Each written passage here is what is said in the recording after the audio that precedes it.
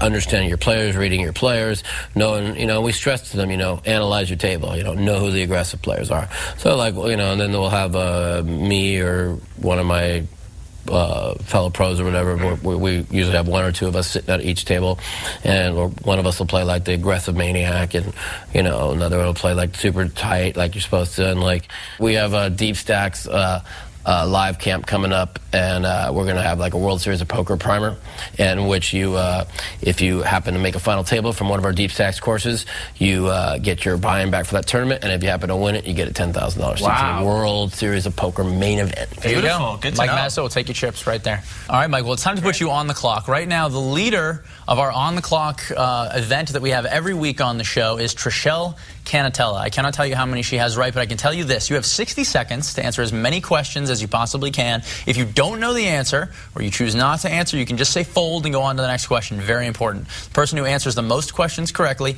by the end of the season, only a few episodes left to go right now, and Trishelle firmly in the lead, will get our gorgeous on-the-clock trophy. You can add that to your mantle. You can add it with the bracelets and the other types. Do we have to talk about Trishelle? We don't have to talk about it. We absolutely don't. I'm going to have the floor start the clock. Are you ready? Sure. All right. Floor? What is Phil Hellmuth's middle name? I know it very well. I mean, I can't. It's some funny name, and we were making fun of it. You can fold. It's all about speed. Who's better at video poker, Richard Brody or Alan Chainsaw Kessler? Richard Brody. Who did you beat heads up for your first World Series of Poker bracelet in 1999? Alex Brenes. What floor did Luca live on? Who in the is Luca? You went on a televised blind date with comedian Kathy Griffin. What was her mom's name? Martha. I have no idea. Name one of the contestants left on American Idol. Pass. What is Daniel Negreanu's Twitter handle? Real Kid Poker. There are two kinds of Torah, written and... Two kinds of what? Torah. Oh. Written and... I don't know. When two players see a flop, what are the odds that one of the players has an ace when there's an ace on board? What is the what? When two players see a flop, what are the odds that one of the players has an ace when an ace is on board? I'd have to say... And you are out of time, Mike. I'm sorry, you are out of time. That was, I'm not going to lie to you, that was not a good show. I'm not going to lie to you. I was like not expecting that, I got hit with the head in the deck with a bunch of... Well, you got one from me. Mike, only 3 correct. I'm sorry, that makes you second worst. You got bogged down overall on a lot of questions. You spent a lot of time on ones that... Trishelle has 8. She dominated. Yeah. All right, here are the ones that you got wrong. Phil Hellmuth's middle name is Jerome. Jerome, I knew that. Which is kind of ridiculous. I did not know that. I did know that. Phil Jerome Hellmuth, Jr. I did know that. Really? Okay. You wanted the blind date, her mom's name, Kathy Griffin's mom's name, Maggie. Maggie, she answered the door. I knew it was She said Martha. And when two players see a flop, the odds that there will be an ace, that a player has an ace when there's an ace on board, is 23%, or 1 in 4.3. My answer is, of course, what floor did Luca live on? She lived on the second floor. Who is Luca? It's from that famous song you should know, my friend. I'll get it for you. Name one of the contestants left. Oh, I've heard that song. Of course. I had no idea what you were talking about. That's all right. We bamboozled you. It's all right. Name one of the contestants left in American Idol. I've never watched a show once in my entire Aaron life. Kelly, Casey James, Crystal Bowersox, Lee DeWise, or Michael Lang.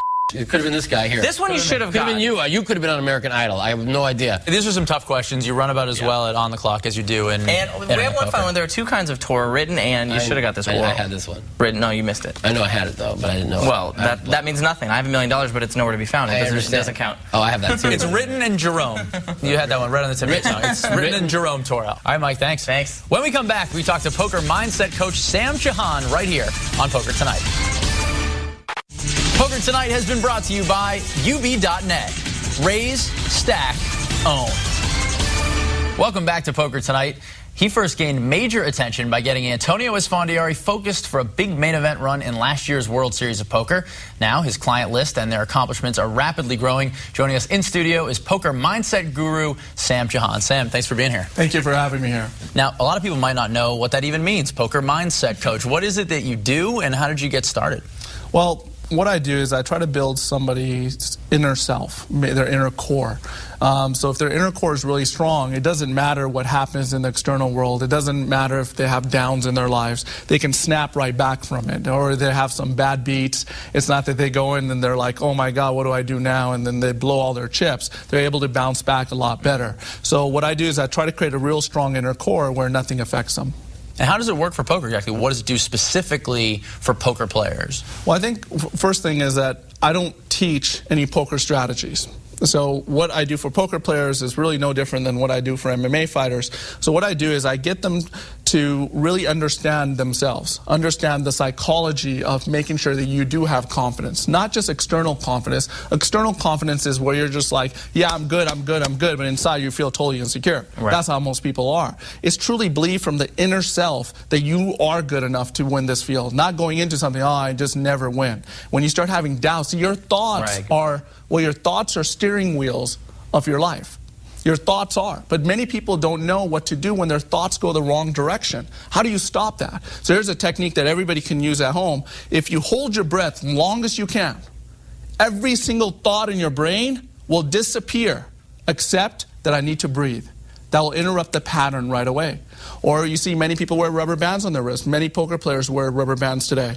If you snap the rubber band, the brain has to focus on the pain on the wrist, so it actually gets away from that negative thought. Now you're consciously aware that you got to focus on something positive. So now I know some people say, well, that's not a big deal, but it is. It's the difference that makes the big difference. Are you performing at your best? That's the question. Right, you're talking about like a mental reset, basically. That's correct. Stopping everything. Absolutely. Absolutely. And it has a huge thing, because you guys seen people just blow all their chips just because something bad happened. I don't know about seeing people. I mean, I've done it. I've seen myself do that before. Yeah, exactly. And that would help you in that situation. You could have rebounded from it a lot quicker with one of these techniques. So one of the things that many people don't know I do for my players is I'm really big on meditation. I meditate good energy, I channel good energy, and for a lot of people, I was like, oh my God, what is that mumbo jumbo? But in the next 10 years of science, you'll see a lot of stuff come out on vibration energy and how that works, but that's a whole nother show. Well, Sam, thank you so much for being on the show. It was very informative, and best of luck to you and to all the players that you're coaching. Maybe we'll get Sebok in there. Yeah, fantastic. Thanks, Sam. Thank you. We'll have additional questions with Sam exclusively for you to view online at PokerTonight.com. And that's it for this week's show. Join us next week as 2007 Playboy Playmate and Victory Poker team member Sarah Underwood joins us in studio. Till then, we leave you with this.